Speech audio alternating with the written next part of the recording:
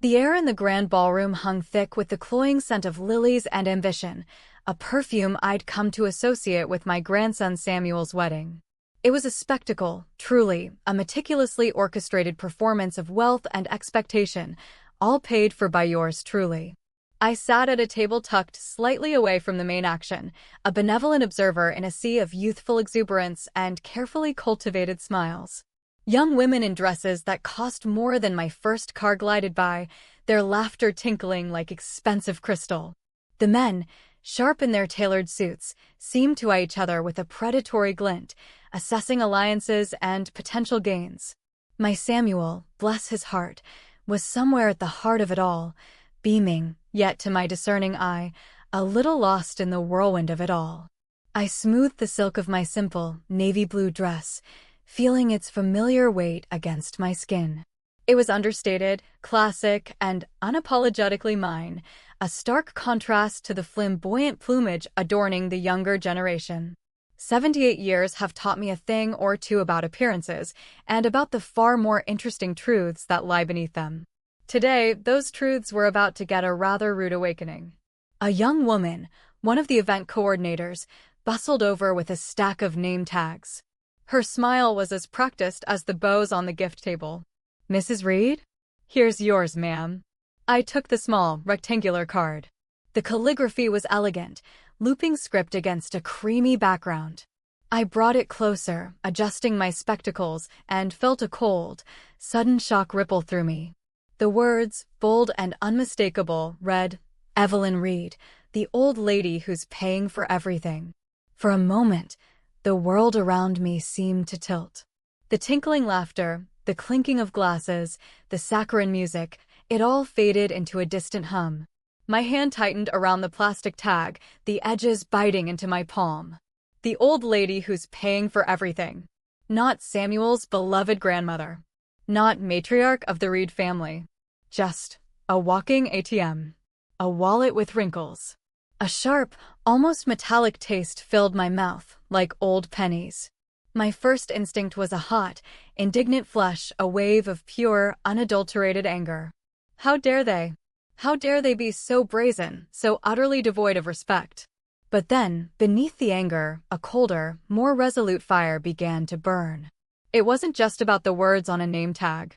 It was the culmination of years of small slights, of being overlooked, of my opinions being politely dismissed, of feeling like a convenient resource rather than a cherished elder. Robert, my dear, departed husband, would have had something to say about this. He always did. His voice, strong and resonant even in memory, echoed in my mind. "Evelyn, my love, remember this. Every gift has its price, and every debt will eventually be called due. There are no free lunches in this life, not truly. And those who forget that often pay the steepest price of all." Robert. He was a man of principles, of quiet strength, a self-made man who built an empire from the ground up, brick by painstaking brick. He'd seen the world change, seen values erode, and he'd worried. Oh, how he'd worried about the future of his legacy, about the kind of people his grandchildren would become in a world so obsessed with instant gratification. He hadn't just worried, he'd planned.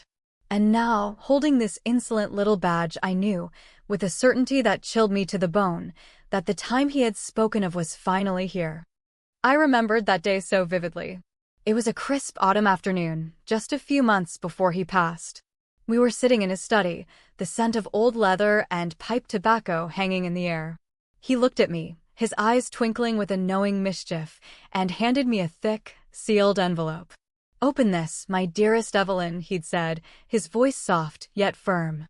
"Only you will know when the time is right. You'll feel it, deep in your bones. It's a key, not a burden. A key to unlocking something important, for them and for you."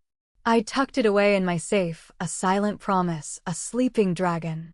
For years, I hadn't touched it, hadn't even thought about it much, truly. But now, as the orchestra swelled and the first champagne cork popped with a celebratory burst, I felt the unmistakable stirring of that dragon. It was time.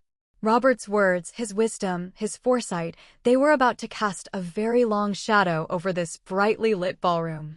My hand instinctively went to my clutch, confirming the reassuring weight of the envelope tucked deep inside. The show, it seemed, was just beginning. I pinned the offensive name tag to my lapel, a defiant little badge of honor, or perhaps a silent declaration of war. No one seemed to notice the irony, lost as they were in the shimmering glow of the open bar and the dazzling display of fresh flowers. From my vantage point, I watched Samuel and his bride, Courtney, holding court at the head table. Samuel, my sweet grandson, looked handsome, almost regal in his tuxedo, but there was a flicker in his eyes, a kind of bewildered joy that seemed less like genuine happiness and more like the dazed contentment of a man who'd just won the lottery without buying a ticket. Courtney, on the other hand, was a different story entirely. Her smile was a masterpiece of polished perfection. Her eyes, though sparkling, held a calculating glint that I'd observed countless times in the cutthroat world Robert had navigated. She moved with an almost regal air, accepting congratulations with a practiced grace that hinted at years of rehearsal. She was beautiful, undeniably, in her elaborate lace gown, but I saw through the veneer. I saw the ambition, the hunger for status, the carefully concealed, yet ever-present, financial ledger ticking behind those bright eyes. She wasn't marrying Samuel for love, not purely anyway. She was marrying into the Reed name, into the Reed fortune, and she saw me, I suspected, as little more than a necessary, albeit slightly dusty, stepping stone. My daughter, Samuel's mother, Martha, flitted around the room like a nervous hummingbird, occasionally casting furtive glances my way. Her smile was too wide, her laughter a little too shrill. Martha had always been easily swayed, easily impressed by flash and glitter, and now she seemed almost complicit in this silent dismissal of me. She'd probably chuckled at the name tag idea, perhaps even suggested it herself, thinking it a harmless joke. It wasn't harmless. It was a symptom of a deeper malaise that had settled over my family, a creeping amnesia regarding the values Robert had held so dear. A profound weariness settled over me, heavy as the velvet drapes in the room. I felt used, yes, but more than that, I felt a deep sadness for what my family had become. They were so focused on the superficial, on the accumulation of things, that they had lost sight of the intangible, of integrity, of hard work, of genuine connection. They saw the money, but they didn't see the man who earned it, or the woman who stood beside him through every triumph and tribulation. My hand, almost involuntarily, went to my clutch again. The heavy envelope, tucked securely inside, felt like a silent, weighty presence. It wasn't just a document. It was Robert's voice, his principles, his last, desperate attempt to guide his family back to true north. I'd sworn to him I'd protect his legacy, not just the financial one, but the moral one. And by letting them treat me like this, by allowing them to bask in the glow of a fortune they didn't truly appreciate, I was failing him. A wave of guilt, sharp and unwelcome, washed over me. Had I waited too long? Had I been too lenient, too eager to avoid confrontation? Robert had given me the power, the timing, the ultimate decision. He'd trusted me. And now, seeing the brazen disrespect, the casual greed, the hollow performance unfolding before me, I knew, with a certainty that transcended mere feeling, that the time was not just right, it was long overdue. I watched a young cousin, barely out of college, sip champagne and complain loudly about the lack of an open bar at the rehearsal dinner. He wasn't working, just waiting for his inheritance. That was it, wasn't it? A whole generation of Reeds, expecting to be handed the world on a silver platter, never understanding the sweat and sacrifice that built it. A cold, determined resolve began to solidify within me. The sadness receded, replaced by a quiet, unwavering strength. I would not let Robert's legacy crumble. I would not stand by and watch his descendants squander everything he had built, everything he believed in. This wasn't just about money. It was about the soul of our family. I took a slow, deep breath, the lilies and ambition momentarily forgotten. My gaze drifted across the room, past the glittering chandeliers and the smiling faces, to Samuel's table. He caught my eye, offered a small, hesitant smile, and then quickly looked away as if embarrassed. That flicker of uncertainty, that slight aversion, confirmed everything. He knew, on some level, that something was amiss. He felt the weight of expectation, the pressure to conform, but he hadn't yet found his own footing. And that, I realized, was exactly why I had to do this. For Robert, for Samuel, for the faint hope that some part of his wisdom could still take root. The toast, I mused, was coming soon. A perfect moment for a grandmother's blessing. Or, perhaps, a grandmother's reckoning. The weight of the envelope in my bag suddenly felt less like a burden and more like a weapon. The air grew still, pregnant with unspoken anticipation, at least for me. It was almost time. The speeches began, a procession of platitudes and well wishes. Samuel's best man, a boisterous young man named Mark, recounted embarrassing childhood anecdotes. Courtney's maid of honor, a sleek woman named Tiffany, spoke of their unbreakable bond and Courtney's unwavering commitment to her future. Each speech felt more hollow than the last, a carefully constructed facade of affection. I listened, nodding politely, my gaze fixed on the champagne flute before me, its bubbles rising and bursting like fleeting hopes. Martha, Samuel's mother, was next. She dabbed at her eyes with a lace handkerchief as she spoke of her beautiful boy and his wonderful bride, her voice thick with performative emotion. She praised Courtney's intelligence and drive, a clear nod to her ambitious nature, and painted a picture of a blissful future devoid of any real substance. As she finished, the room erupted in applause, and Martha, flushed with satisfaction, shot a triumphant glance in my direction, as if daring me to challenge her carefully curated narrative. My turn came after a brief lull, announced by a slightly bewildered-looking master of ceremonies. And now, a special word from Mrs. Evelyn Reed, the groom's beloved grandmother. Beloved. The word tasted like ash in my mouth. I stood slowly, deliberately, feeling every one of my 78 years, yet simultaneously feeling a renewed surge of energy. All eyes turned to me. A hush fell over the room, a brief moment of quiet expectation before the next round of polite applause.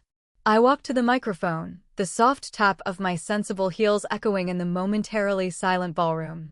My heart beat a steady rhythm, not of fear, but of righteous purpose. I glanced at Samuel, who offered a tentative, almost apologetic smile. Courtney, beside him, merely gave me a tight, unreadable smile, her eyes already scanning the room, likely calculating the next power play. I took the microphone, the cold metal a reassuring weight in my hand. My voice, though a little softer than it once was clear and steady. Good evening, everyone, I began, my gaze sweeping across the faces in the room, lingering on Martha, then Courtney, and finally, on Samuel. What a truly magnificent celebration. Samuel, my dear grandson, you look incredibly handsome today. And Courtney, you are a vision of beauty. A murmur of agreement rippled through the guests. I paused, letting the conventional pleasantries settle, letting them believe this would be just another anodyne speech from an old woman. As Samuel's grandmother, and as the wife of the late Robert Reed, I've had the privilege of watching this family grow, prosper, and sometimes stumble. A slight, knowing smile played on my lips, though no one seemed to catch the deeper meaning. Robert, as many of you know, was a man of great foresight. He believed in hard work, in integrity, and in the enduring value of character over fleeting wealth. I could see Courtney shift uncomfortably in her seat. Martha's smile faltered, replaced by a flicker of unease. They knew where this was headed, at least vaguely. But they had no idea of the depths. He also believed, I continued, my voice gaining a quiet intensity, that true legacy isn't just about what you leave behind in bank accounts, but what you instill in the hearts and minds of those who come after you. I reached into my clutch, my fingers closing around the thick, slightly crinkled envelope. The rustle of paper was surprisingly loud in the now almost completely silent room. Tonight, I said, pulling out the faded parchment, I want to share with you not just a toast, but a piece of Robert's enduring wisdom. Something he entrusted to me, to be revealed at a time when its message would resonate most profoundly. I unfolded the document slowly, deliberately, the crackle of the old paper sounding like thunderclaps in the suddenly strained silence. Every eye in the room was fixed on me, a mixture of curiosity, confusion, and a dawning apprehension on many faces. Courtney's perfect smile had completely vanished, replaced by a mask of alarm. Samuel looked utterly bewildered. "This," I announced, holding up the document so that the elegant, archaic script was visible to those closest, "is a hidden clause from Robert's last will and testament. A clause, I believe, about which very few, if any, of you were aware." I looked directly at Courtney, then at Samuel. "It begins with these words: 'To any of my descendants wishing to inherit a share in the family business and gain access to the principal trust fund, the following condition must be met.'" I paused, letting the words hang in the air, thick with unspoken implications. The silence was absolute, heavy, almost suffocating. Courtney's mouth was slightly agape, her eyes wide with a dawning horror. Samuel, next to her, looked like he'd been struck by lightning. Martha's face was ashen, her hand flying to her mouth. The show, indeed, was truly just beginning. And it was far from the performance they had anticipated. The collective gasp that swept through the ballroom was almost audible, a wave of stunned realization washing over the carefully constructed facade of the wedding. Courtney, whose face had gone from alarm to utter disbelief, finally found her voice, a strangled, guttural sound that was quickly hushed by Samuel's bewildered hand. But I wasn't done. Not by a long shot. I had their attention now, every single one of them. I raised the parchment slightly, allowing my voice to cut through the simmering tension. The clause, written in Robert's own hand and legally binding, states thus. I cleared my throat, though my voice was already perfectly steady. Any direct descendant wishing to inherit a share in the Reed family business and to gain access to the principal trust fund must, within 1 year of their legal marriage, undertake a period of immersive, character-building experience. This experience will entail living for a full calendar year in the humble dwelling located at 14 Willow Creek Lane, our old farmhouse outside of town, without the aid of domestic staff or external financial support beyond a modest stipend for basic necessities. During this year, the descendant must engage in one of the approved forgotten crafts or community services, as listed in Appendix B of this very document, and diligently maintain a detailed daily journal documenting their efforts, reflections, and personal growth. This journal, along with their conduct and commitment, will be assessed by an independent attorney appointed by my estate, or a committee of 3 elders of my choosing, ensuring the spirit of this condition is upheld. Failure to comply or abandonment of this undertaking will result in immediate and permanent forfeiture of all claims to the aforementioned inheritance. As I read, the murmurs in the room grew louder, transforming from gasps into a cacophony of whispers, then outright exclamations. The words farmhouse, no domestic staff, modest stipend, and forgotten crafts hit them like successive blows. I could almost see the visions of luxury cars, designer clothes, and opulent living shattering in their minds. Courtney's reaction was explosive. She sprang to her feet, her face contorted in a mask of pure fury. "What is this, Evelyn? Is this some kind of sick joke? You can't be serious. This is barbaric. We're not some farmhands. We're Reeds." Her voice rose to a shrill crescendo, echoing through the suddenly too silent ballroom. Samuel, next to her, looked like a deer caught in headlights. His usual easy smile had vanished, replaced by a ghastly pallor. He tried to pull Courtney back down, a weak "Courtney, please," barely audible above her protests. But she was beyond reasoning. Martha, my daughter, pushed her way through the chairs, her face pale with a mixture of horror and betrayal. "Mother, what have you done? This is insane. You're ruining Samuel's wedding. You're ruining everything." She grabbed my arm, her fingers digging in, but I stood my ground, unyielding. "I am merely upholding Robert's wishes, Martha," I said, my voice cutting through the chaos with an almost surgical precision. Wishes, I might add, that were carefully crafted to ensure his descendants understood the true value of what they stand to inherit. Not just the money, but the principles upon which it was built. Then, as if on cue, a tall, impeccably dressed man with sharp features and an air of quiet authority stepped forward from the back of the room. It was Mr. Maxwell, Robert's longtime attorney. He carried a leather-bound briefcase. "Ladies and gentlemen, if I may," he said, his voice calm but firm, immediately commanding attention. "I can confirm the authenticity of this document. Mrs. Reed is indeed reading a legitimate and fully legally binding clause from Mr. Robert Reed's last will and testament. I was privy to its creation and its specific instructions." He glanced at me, a flicker of something like respect, or perhaps shared understanding, in his eyes. He had known all along, of course, bound by Robert's strict instructions to remain silent until this very moment. His confirmation was like throwing gasoline on the fire. The room erupted again, but this time it was a more chaotic, desperate noise.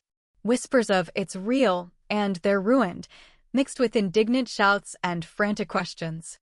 The dream wedding had officially devolved into a nightmare.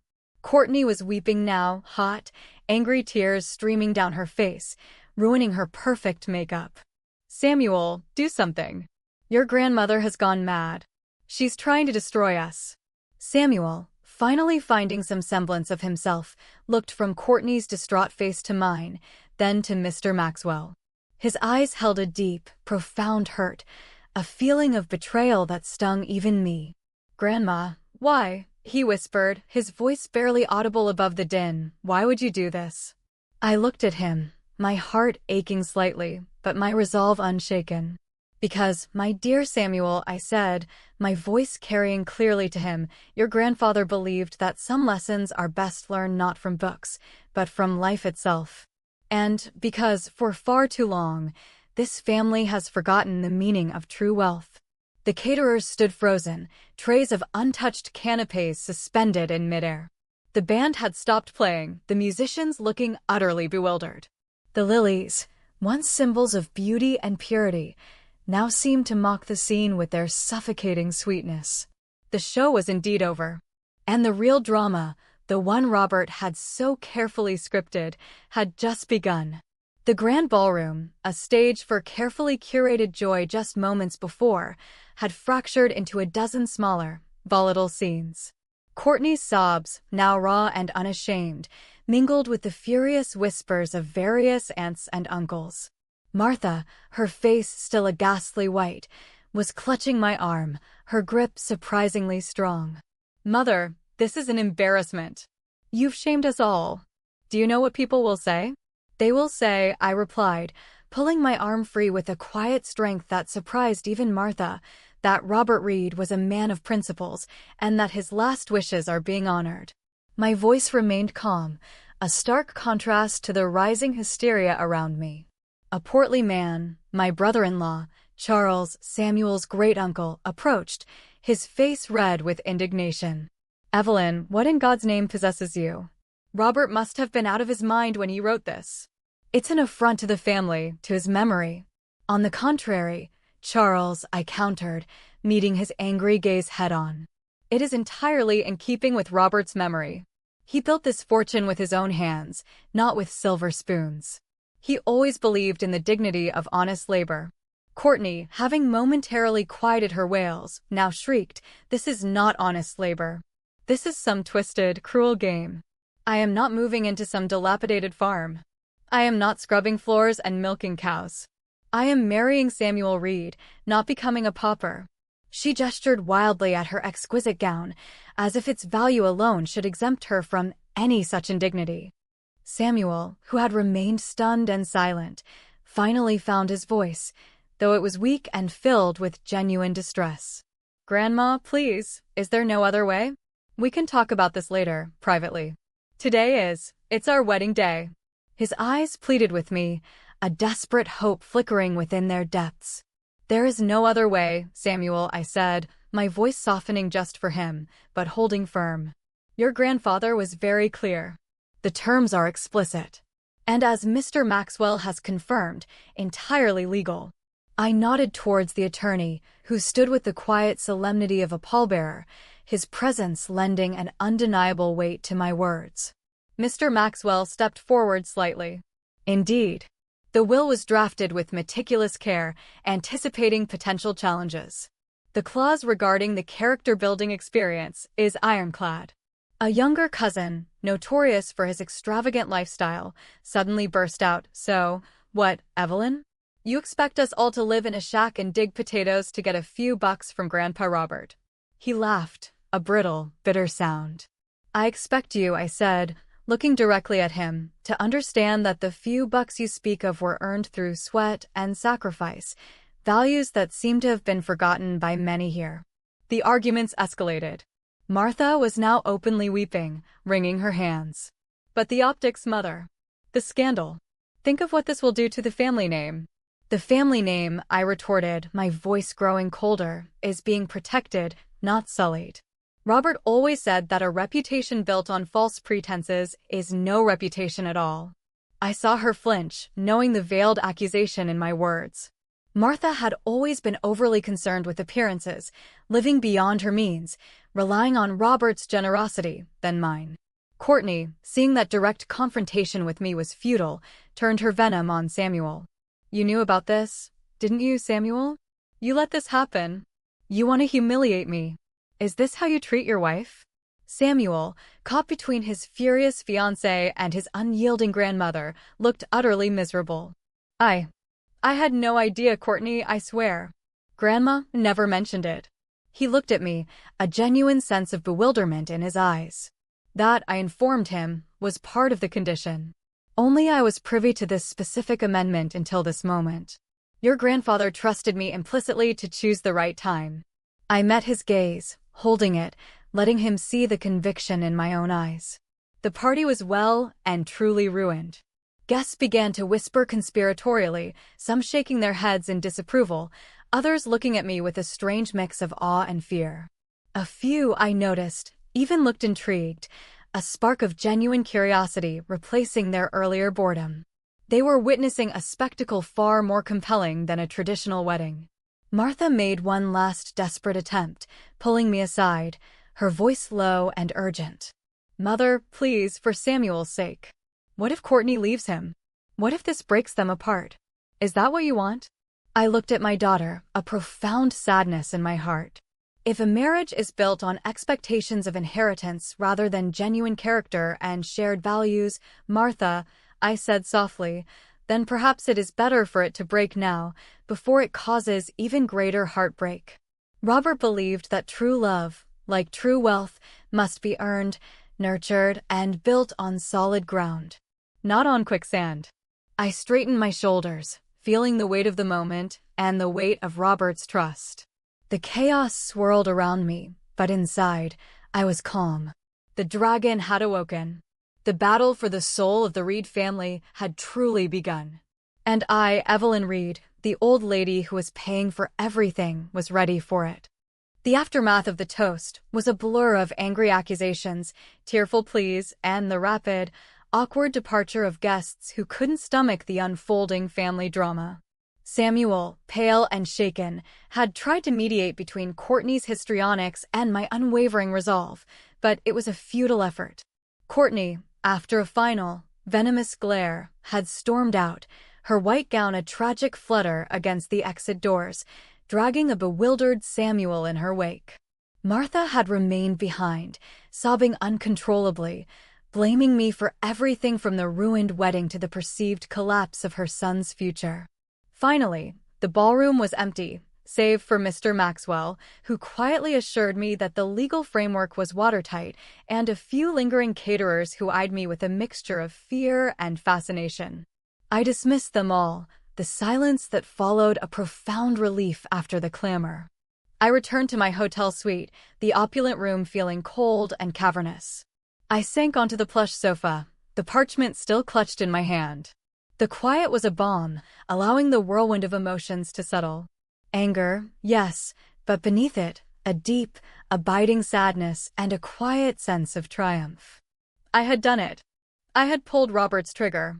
I closed my eyes, and his face, clear as if he were still beside me, materialized in my mind. Robert. My rock, my confidant, my conscience. He wasn't just a successful businessman. He was a philosopher in a pinstripe suit, a man who saw through the glittering facade of wealth to the often corrupting influence it wielded. I remembered our early years, starting with nothing but a dream and a fierce work ethic. He toiled relentlessly, building his textile empire from a small, dusty workshop.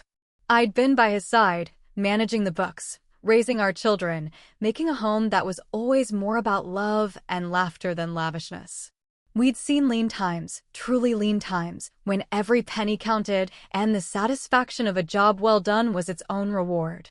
Money is a good servant, Evelyn, he'd often say, stroking my hair as we lay in bed, the moonlight painting silver streaks across the ceiling. But a terrible master. It can build, but it can also destroy. And it has a way of revealing a man's true character, or lack thereof. His concern about the corrosive effects of inherited wealth had grown exponentially as our fortune did. He'd seen friends' children turn into entitled wastrels, families fractured by greed. He'd watched as his own children, Martha among them, began to equate success with extravagance, losing touch with the humble beginnings that had forged our family's strength. One evening, years ago, after a particularly egregious display of self-indulgence by Martha's eldest, Robert had come to me, his face drawn. "Evelyn," he'd begun, his voice heavy with worry, "I fear what will become of our legacy. Our grandchildren, they see only the gleaming towers, not the calloused hands that built them. They expect everything, but understand nothing of its true cost." We'd talked for hours, late into the night. He'd mused about finding a way to instill in them the lessons he'd learned firsthand, the satisfaction of honest toil, the value of community, the wisdom found in simplicity. He didn't want to simply give them money, he wanted to give them the means to be worthy of it. That's when the idea for the hidden clause began to form. He'd spoken of a test, a rite of passage, for future generations. It must be something that strips away the artificial, he'd insisted, pacing his study. Something that forces them to rely on themselves, to connect with the land, with honest work, with the struggles of everyday people. No fancy cars, no designer clothes, no staff to cater to their every whim. Just them, the earth, and their own two hands. He'd envisioned the old farmhouse, a place where we had spent many happy, simpler weekends.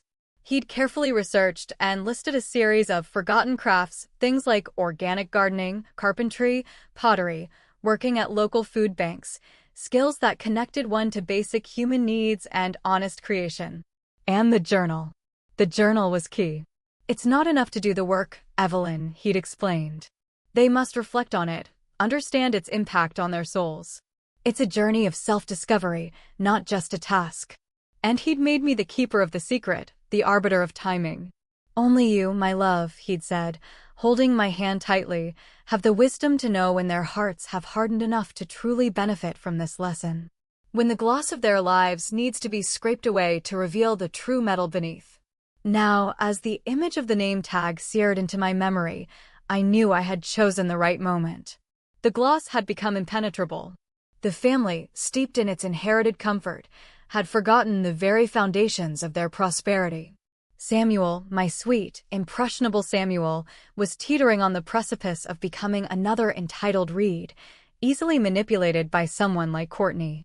A tear slipped down my cheek, not of regret, but of a profound, bittersweet understanding. Robert, my clever, principled Robert, had anticipated all of this.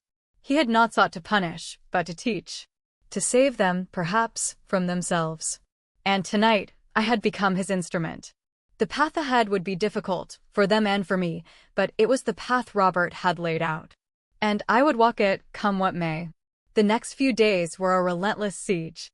My phone, usually reserved for quiet chats with a few close friends or my bridge club, became a buzzing, vibrating harbinger of family discontent.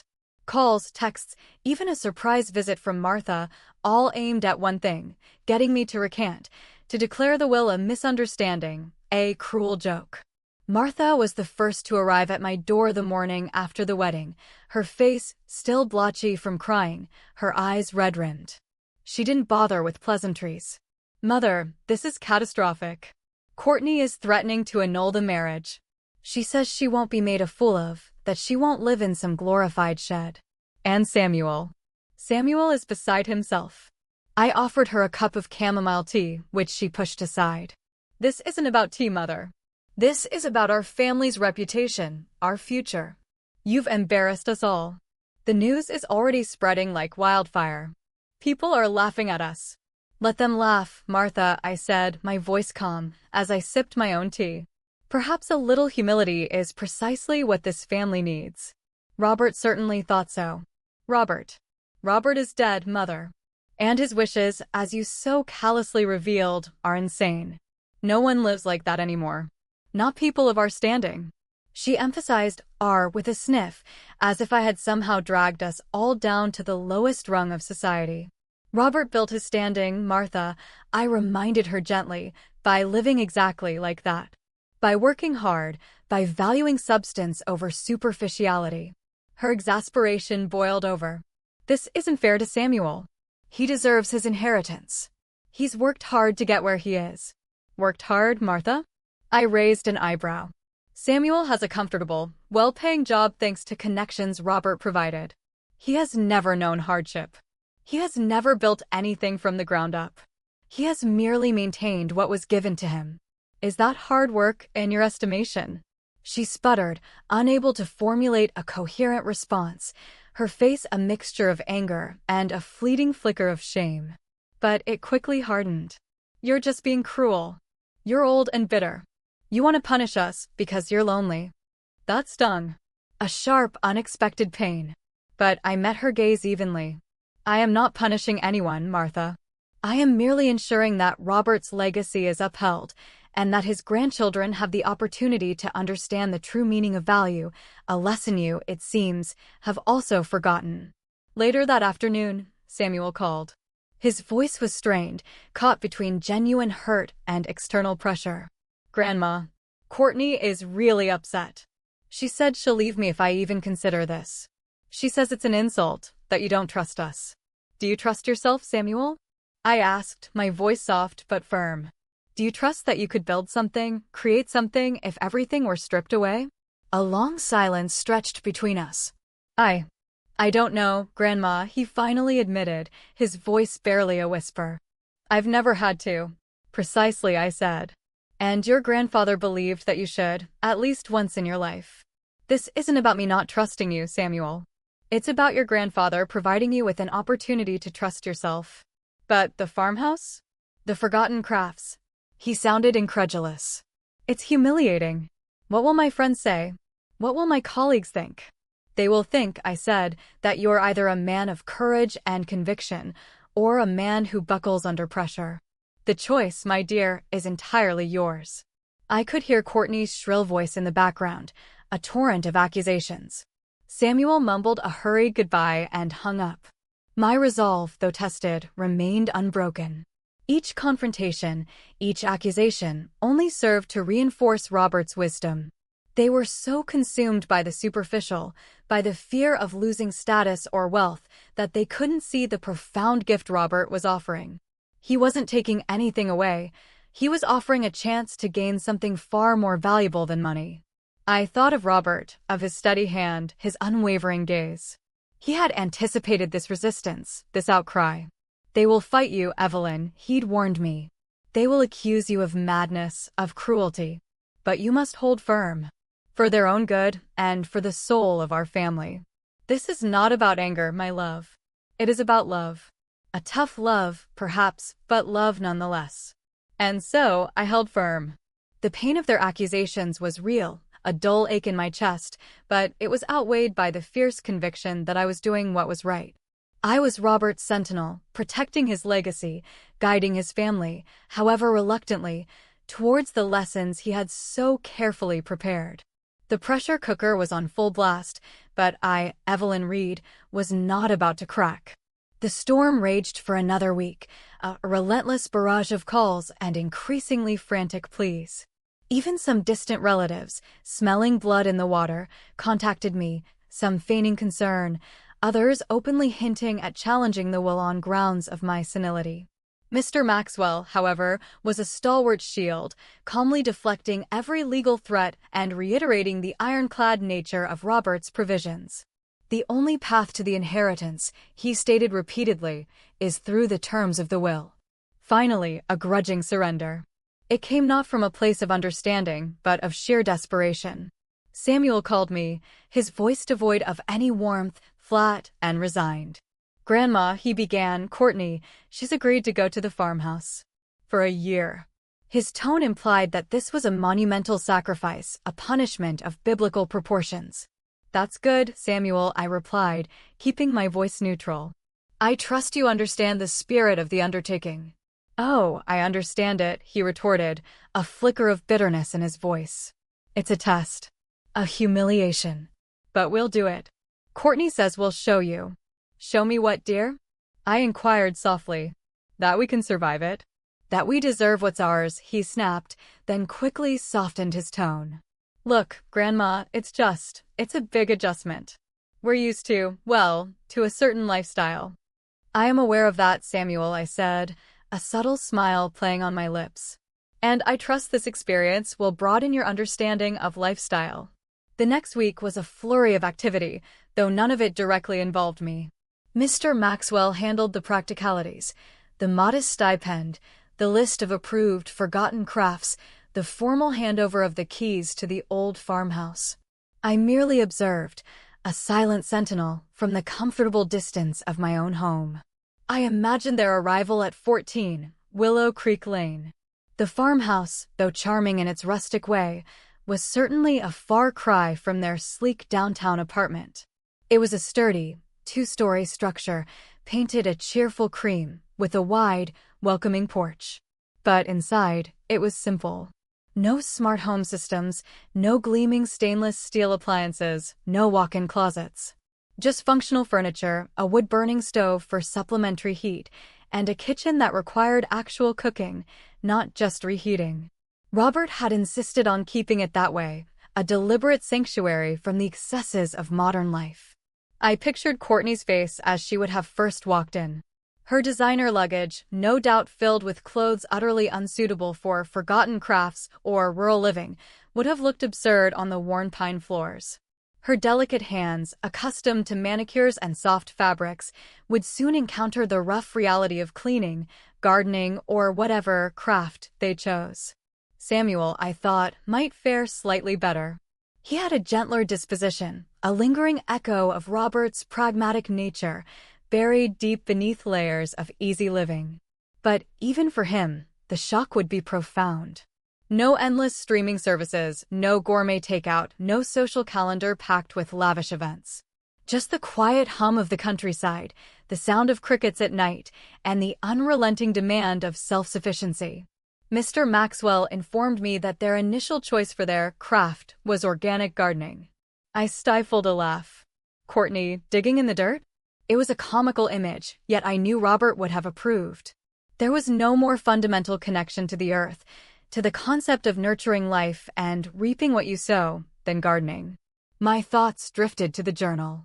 Robert had emphasized its importance, not just as a record, but as a catalyst for introspection. He'd wanted them to think about their experiences, to process the discomfort, the learning, the inevitable frustrations. He wanted them to confront themselves, unvarnished and unedited. I knew this wouldn't be easy for them. There would be arguments, tears, possibly even moments of outright rebellion.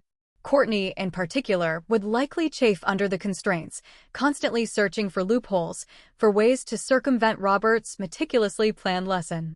But for Samuel, I held a quiet hope. He was malleable, perhaps even yearning for something more substantial than the gilded cage he'd inhabited. This, I prayed, would be his chance to find it. I looked out my window at the familiar oak tree in my garden, its leaves slowly turning to the fiery hues of autumn. Change was coming, not just for Samuel and Courtney, but for the entire family. The seeds of Robert's legacy, scattered so deliberately on a chaotic wedding day, had finally taken root. Now, we would see what grew. The reluctant pilgrimage had begun. The first few weeks at Willow Creek Lane were, predictably, a comedy of errors for Samuel and Courtney, though I imagine they found little humor in it. Mr. Maxwell, ever the discreet informant, kept me subtly updated, painting a vivid picture of their urban sensibilities clashing violently with rural reality. My own occasional, inconspicuous drives past the farmhouse confirmed much of what he relayed. Their initial chosen craft of organic gardening quickly proved a formidable adversary. Courtney, I heard, had initially approached it as a fashion statement, donning a wide-brimmed hat and pristine gardening gloves, only to recoil in horror at the first sight of mud and earthworms. Samuel, equally inept, wrestled with a rusty spade like it was a wild animal, his attempts at tilling the soil resembling a clumsy dance. Their arguments, I could only imagine, echoed through the quiet valley, fueled by frustration and a growing sense of injustice. "This is ridiculous, Samuel," Courtney would likely have shrieked, covered in a smudge of dirt. "My manicure is ruined. My allergies are acting up. We pay people to do this for us." And Samuel, perhaps, would have retorted, "Well, we don't have people to do it for us now, do we, Courtney? This is the will. We have to do it." His initial enthusiasm, born of a desperate hope to appease her and escape my punishment, quickly waned under the relentless sun and the stubborn earth. Their stipend, carefully calculated by Robert to cover only basic necessities, was another constant source of contention. Courtney, accustomed to designer clothes and gourmet meals, found the grocery store options abysmal. Her attempts at cooking, I learned, often ended in charred pans and hastily ordered, and expensive, takeout from the nearest town, which rapidly depleted their meager funds. Robert's intention, of course, was to force them to appreciate the true cost of food, of sustenance. They were learning, painfully, that money bought convenience, but not skill. I never intervened directly. That was Robert's genius. He had set the stage, I merely ensured the play proceeded. Yet I found subtle ways to assist. A box of old, well-worn gardening books, anonymously delivered to their porch, might have contained valuable tips on composting. A sturdy, antique wheelbarrow, left by the shed, might have provided a much-needed tool. These small, almost invisible gestures were not about making it easier, but about providing the resources Robert would have wanted them to discover on their own, to learn, to adapt, to grow. Courtney, Mr. Maxwell reported, was a constant source of trouble. She tried to bribe local teenagers to do their gardening for them, attempted to get their mail-order organic seeds delivered by a special courier, and constantly called Mr. Maxwell, demanding legal interpretations that would allow them to bypass the spirit of the will. Each attempt was met with a polite, firm refusal. Mrs. Reed's instructions and Mr. Robert Reed's intentions are quite clear, Mrs. Reed Jr. Samuel, however, began to show a subtle shift. At first, he was as resistant as Courtney, grumbling about the lack of Wi-Fi and the constant insect bites. But as the weeks turned into a month, something began to stir within him. He was still clumsy, still frustrated, but I noticed on my drives that he was spending more time in the garden, even after Courtney had retreated indoors in a huff.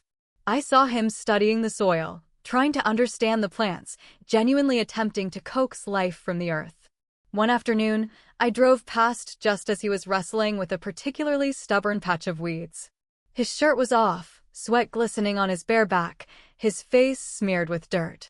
He looked utterly exhausted, but there was a new intensity in his eyes, a focused determination I had never seen before. When a particularly large weed finally yielded, he didn't cheer or look around for applause. He simply wiped his brow with the back of his hand, a small, almost imperceptible smile playing on his lips, a smile of genuine, hard-won satisfaction. Courtney, meanwhile, remained stubbornly entrenched in her misery, her journal entries, I was told, filled with complaints and thinly veiled threats. She viewed the entire experience as a personal affront, a deliberate act of cruelty designed to humble her. She was determined to simply endure it, to survive the year, and then claim what she believed was rightfully hers, never truly engaging with the spirit of the exercise. But Samuel was starting to see. He was feeling the sun on his skin, the ache in his muscles, the quiet triumph of coaxing a tiny sprout from the ground. He was discovering a part of himself he never knew existed, a capacity for resilience and quiet satisfaction that had been buried beneath layers of privilege. The old farmhouse, once a symbol of his banishment, was slowly, painfully, becoming his crucible. The transformation was agonizingly slow, often interrupted by his own moments of doubt and despair, but it was there, a faint, undeniable glimmer in the heart of my grandson. Robert, I thought, would have been proud. As the seasons turned, the rhythm of the farmhouse slowly, grudgingly, began to assert itself over Samuel. Autumn brought the satisfying crunch of fallen leaves underfoot and the bite of cooler air, signaling the end of the first, brutal phase of gardening. He had managed to coax a small, respectable harvest from the stubborn earth, a few plump tomatoes, some gnarly carrots, and a surprising abundance of basil. It wasn't much, but it was his. The feeling of pulling a sun-warmed tomato from the vine, still damp with dew, was a sensation he had never known, a quiet joy that resonated deep within him.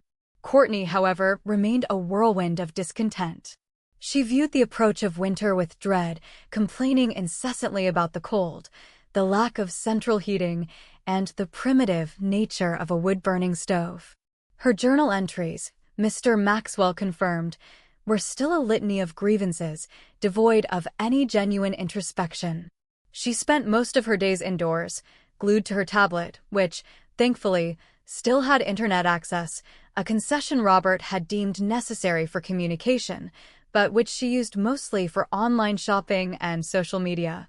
Despite the meager stipend, her determination to simply survive the year, rather than engage with it, was unwavering. Samuel, however, found himself drawn to the quiet solitude of the old house. The garden, now put to rest for the winter, offered a sense of accomplishment, and he began to seek other avenues for his newfound energy. One particularly chilly afternoon, while trying to fix a leaky faucet in the dusty old workshop attached to the house, a task that would have been unthinkable for him a few months prior, his hand brushed against a loose floorboard. Curiosity, a feeling he hadn't fully indulged since childhood, pricked at him. He knelt, prying the board loose with a rusty screwdriver he'd found. Beneath it, nestled in the dark, was a small, wooden box, covered in a fine layer of sawdust. His heart gave a curious thump. It felt important. He lifted the box, its weight surprisingly substantial. Inside, beneath a layer of yellowed tissue paper, lay several items. First, a stack of letters, tied with a faded blue ribbon. The handwriting was familiar, yet subtly different, his grandfather Robert's, but from a much younger age. These were love letters, penned to me during our courtship, filled with a passionate idealism Samuel had never associated with the stern, successful patriarch he'd known. He read a few, feeling an almost voyeuristic sense of intrusion, yet unable to stop. They spoke of dreams, of struggles, of a deep desire to build a life of purpose, not just wealth. Then, beneath the letters, was a small, leather-bound journal, much like the one he was now compelled to keep. This, however, was Robert's own. It chronicled a period in his grandfather's youth, before he made his fortune, when he too had lived a simpler, harder life. Robert had detailed his own struggles with poverty, his early failures, his despair, but also his unwavering belief in the power of perseverance and honest effort. He wrote about working odd jobs, learning carpentry, even volunteering at a soup kitchen in his 20s, all experiences that shaped his core values. Samuel sat on the dusty floor, lost in his grandfather's words, the cold seeping into his bones unnoticed. He read about Robert's frustrations, his moments of doubt, his yearning for success, but always underpinned by a fierce commitment to integrity. There was one entry that particularly struck him, dated just before Robert had started his first successful business venture. "I have seen what money can do to a man, how it can hollow him out if he is not careful. I vow that if I ever find true wealth, I will never forget the lessons of these lean years. And I will find a way to ensure my children and their children understand that true value lies not in what you possess, but in who you are and what you contribute to the world. May God grant me the wisdom to guide them and the strength to hold them accountable." A profound silence descended upon Samuel as he closed the journal. He wasn't just reading his grandfather's past, he was reading the genesis of his own present. The hidden clause wasn't an act of madness or cruelty. It was an act of profound, unwavering love. Robert hadn't just feared his family would lose their way, he had personally experienced the struggle, the self-doubt, the triumph of building character from scratch. He was asking Samuel to walk a path he himself had trod. Suddenly, the cold farmhouse didn't feel like a punishment anymore. It felt like a sacred space, a classroom, a legacy in itself. The forgotten crafts weren't just tasks, they were echoes of a time when his grandfather was shaping his own soul. His anger at me, his grandmother, began to recede, replaced by a dawning sense of awe and a deep, unexpected respect. He looked around the workshop, at the tools hanging on the wall, many of them probably Robert's own. They weren't just implements, they were instruments of creation, of self-reliance, of dignity.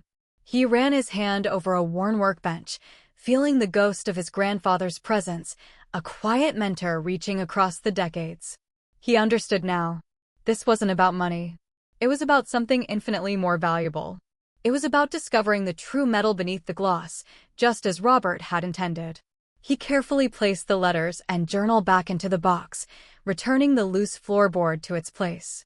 But the secret, once hidden, now resided deep within him, changing the very landscape of his heart.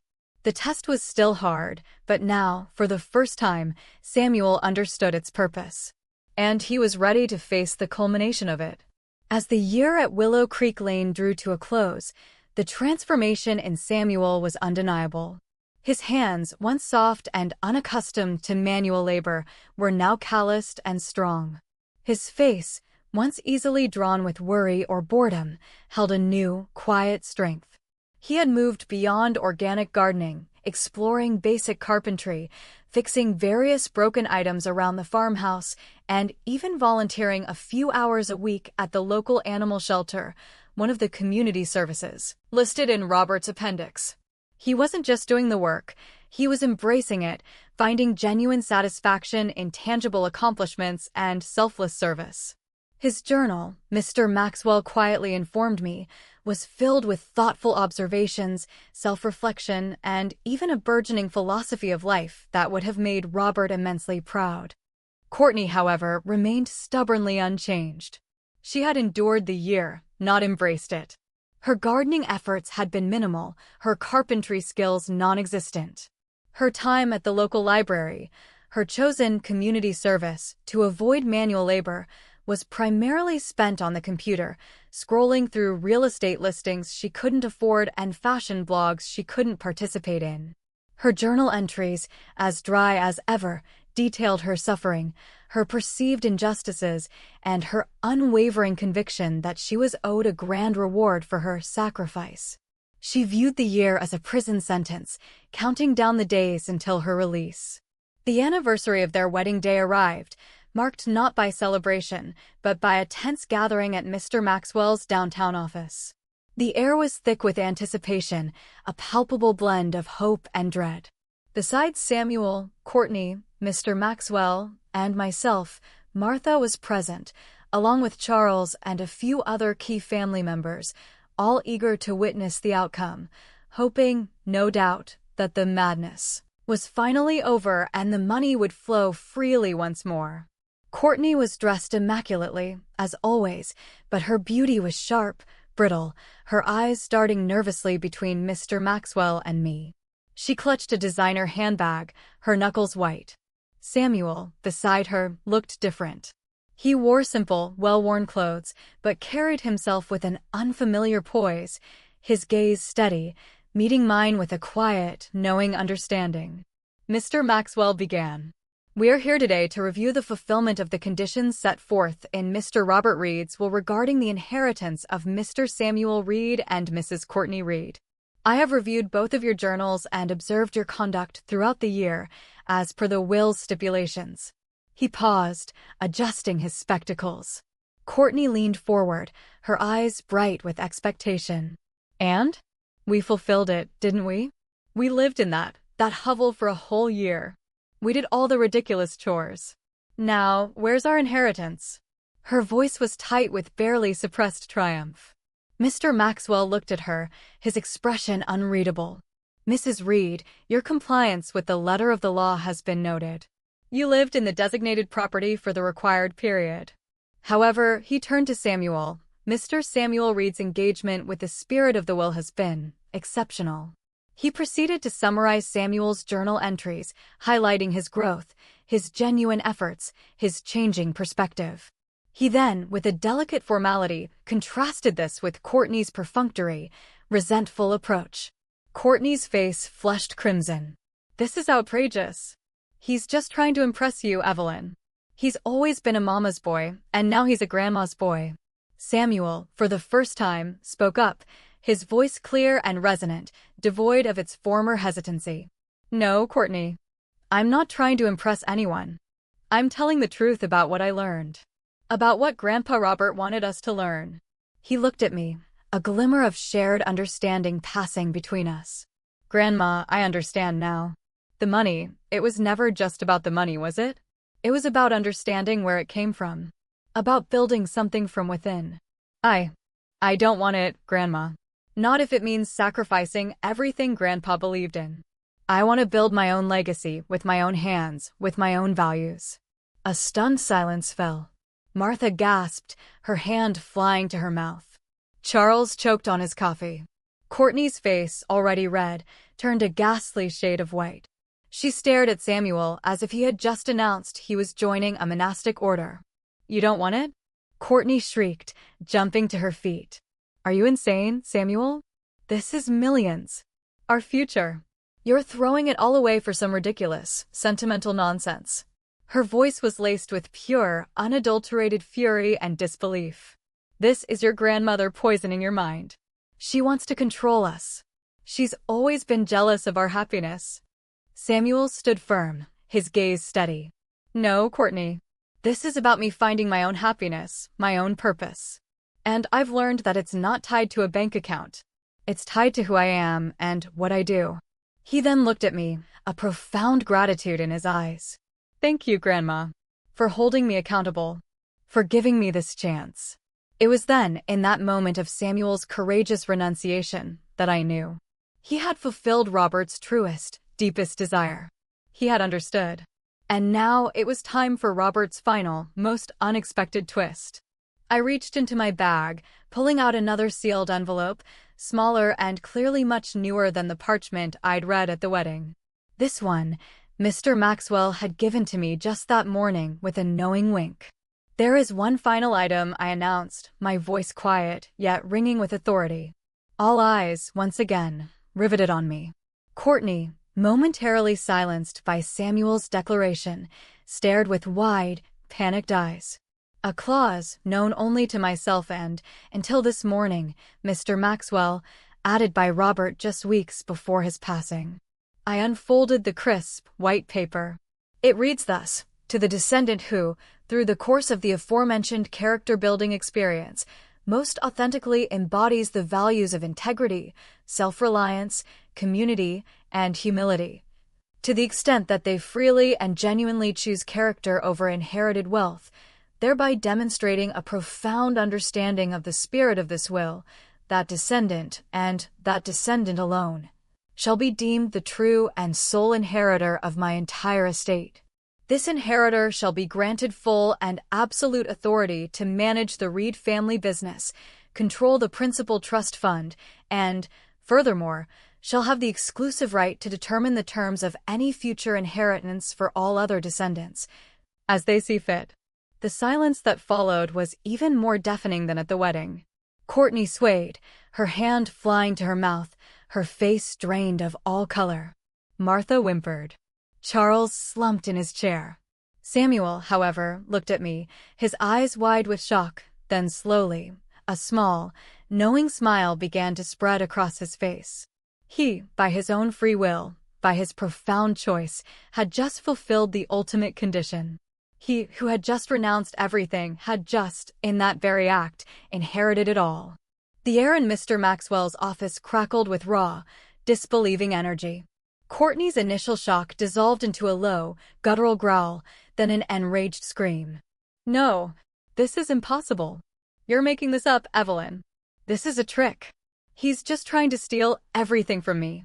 She lunged at Samuel, her perfectly manicured fingers clawing at his arm, her carefully constructed composure shattered into a million pieces. "You did this on purpose. You lied. You manipulative little." Samuel, no longer the lost boy, calmly but firmly took her wrists, his gaze steady and unwavering. "Courtney, stop. This is real. And no one made me say anything. I meant every word." Mr. Maxwell, ever the unflappable legal professional, stepped between them. "Mrs. Reed, please compose yourself. The document is authentic, notarized, and entirely legal. It was stored securely and revealed as per Mr. Robert Reed's express instructions." He held up the crisp, white page, its words now possessing an almost mystical power. Martha, still pale, found her voice, though it was weak and trembling. But Mother, this means Samuel. Samuel owns everything? He can disinherit us all." Her eyes were wide with a new kind of fear, the fear of losing not just their expected comforts, but their very identity as Reeds. I met her gaze. "It means, Martha, that Robert ensured his legacy would be in the hands of someone who truly understood its value, not just its monetary worth. Samuel now has the ultimate responsibility and the ultimate choice." Courtney, her fury momentarily muted by the sheer scale of the reversal, stumbled back, tears streaming down her face, but these were tears of pure, unadulterated rage and frustrated greed. You ruined my life. You ruined our wedding. You made me live in that awful house for a year for nothing.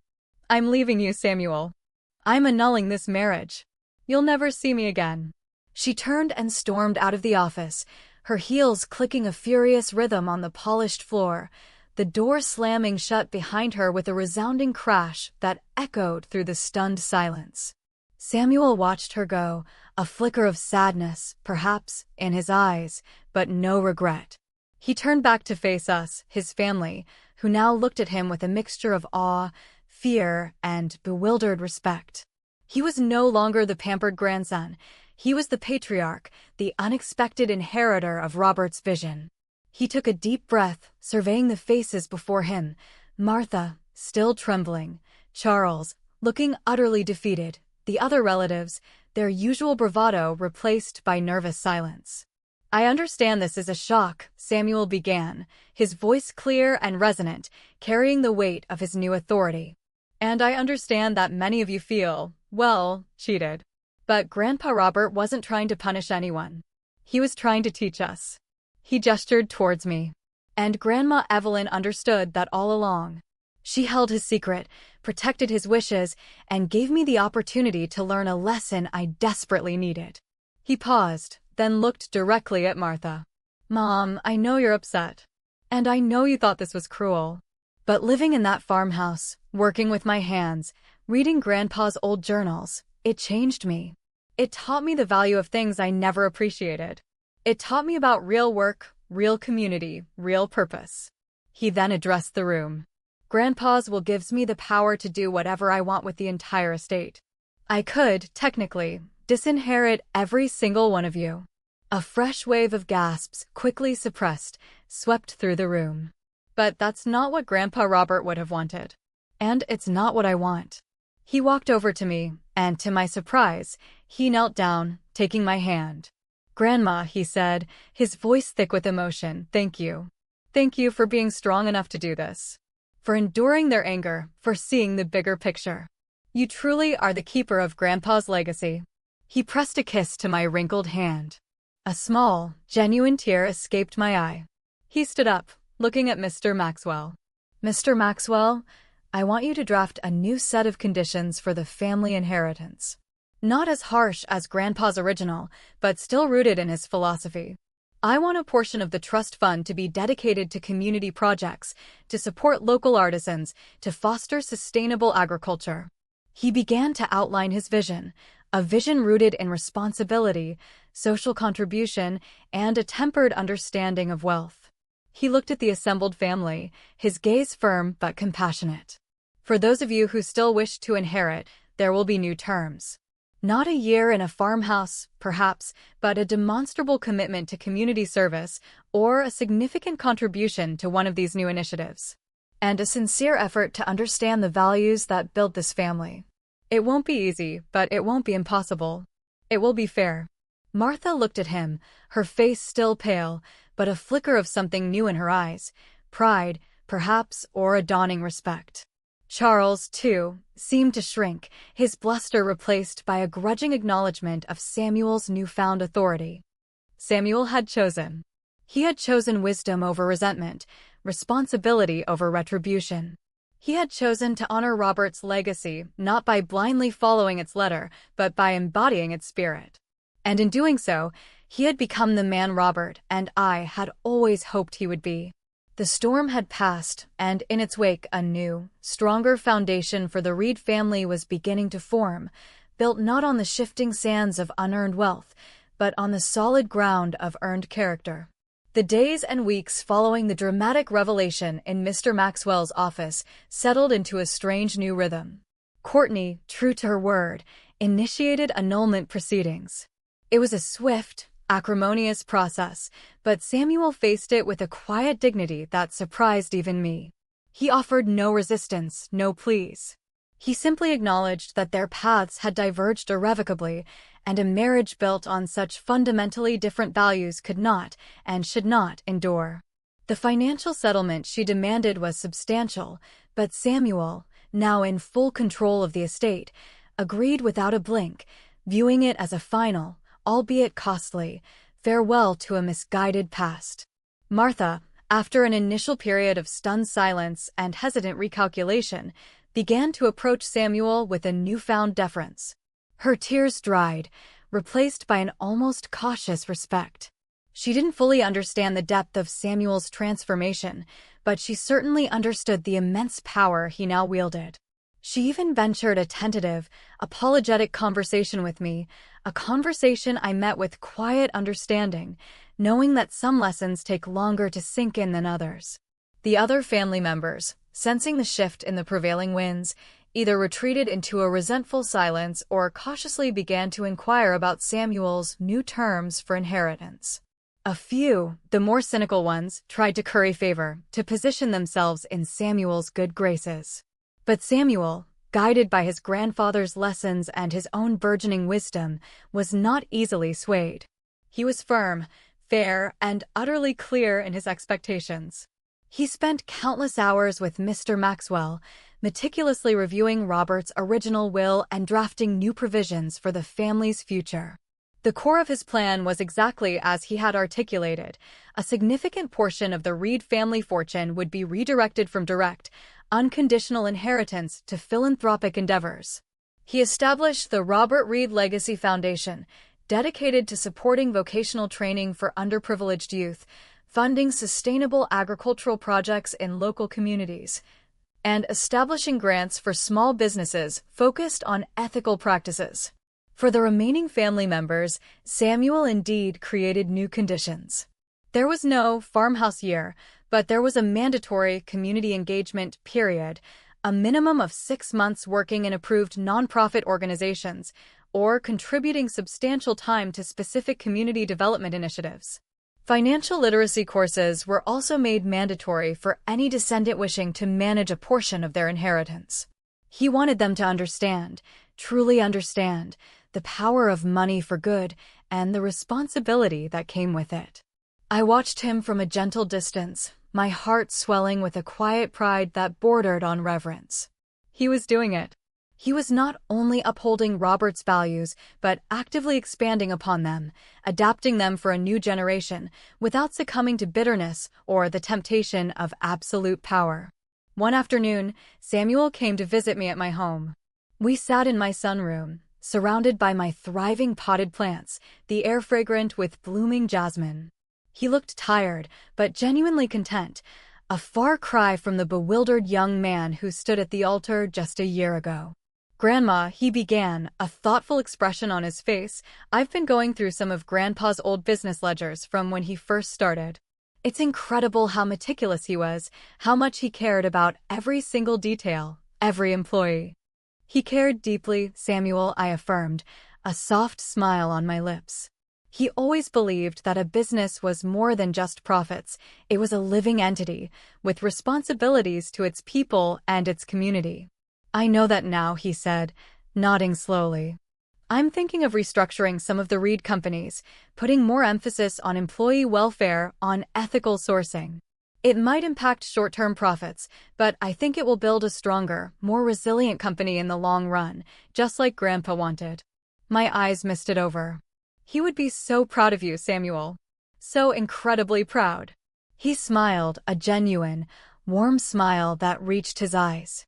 I wouldn't be here, Grandma, if it wasn't for you. For your courage. For not giving in. For bringing that will to light. He reached across the table and took my hand, his grip firm and warm. You saved me, Grandma. You saved us all, in your own way. I squeezed his hand, a sense of profound peace settling over me.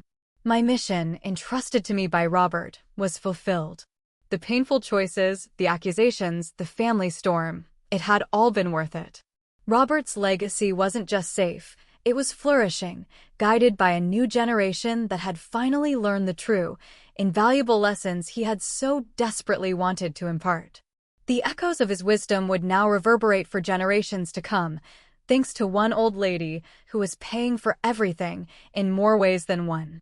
Years unfolded, bringing with them the quiet, steady hum of change. My life, once punctuated by the gentle rhythms of retirement, now carried the subtle satisfaction of a gardener watching her seeds blossom. Samuel, no longer merely an inheritor, but a true steward, reshaped the Reed empire with a vision that seamlessly blended modern business acumen with Robert's foundational principles. The Reed companies, under his leadership, thrived not just financially, but ethically. They became known for their fair labor practices, their commitment to environmental sustainability, and their generous contributions to the Robert Reed Legacy Foundation. The foundation, Samuel's brainchild, became a beacon of positive change. I often accompanied him to events, watching with a proud heart as young people, once without prospects, showcased their newly acquired vocational skills, or as small, community-led agricultural projects flourished with the foundation's support. These were the true, forgotten crafts Robert had envisioned, reimagined for a new era. Seeing the tangible impact, the genuine gratitude in the eyes of those whose lives were touched, brought a warmth to my soul that no amount of personal luxury ever could. Martha, after a significant period of internal recalibration, underwent her own quiet transformation. Initially resentful of Samuel's newfound authority and the imposed community engagement period, she eventually found herself drawn into the work of the foundation. She started volunteering at a women's shelter, initially grudgingly, but slowly, imperceptibly, a change began. She started seeing the world beyond her immediate social circle, beyond the demands of material consumption. She discovered a capacity for empathy she hadn't realized she possessed. Our relationship, once strained by years of unspoken grievances, began to heal, replaced by a quiet, shared understanding. She even started joining me for bridge, occasionally, her conversations now spiced with stories of genuine human connection rather than social climbing. Charles and the other more avaricious relatives, however, found Samuel's new conditions too stringent. They grumbled, they protested, they even threatened further legal action, but Mr. Maxwell, as always, stood firm. Samuel had given them a fair, albeit challenging, path to a portion of the inheritance, but many simply weren't willing to put in the genuine effort. They faded, gradually, from the inner circle, their absence a quiet testament to Robert's unerring foresight. The family, in a way, pruned itself, shedding the branches that refused to bear fruit. My own life, though still peaceful, felt more purposeful. I continued my routines, my gardening, my reading, but with a heightened sense of meaning. I was no longer merely a bystander in my family's story.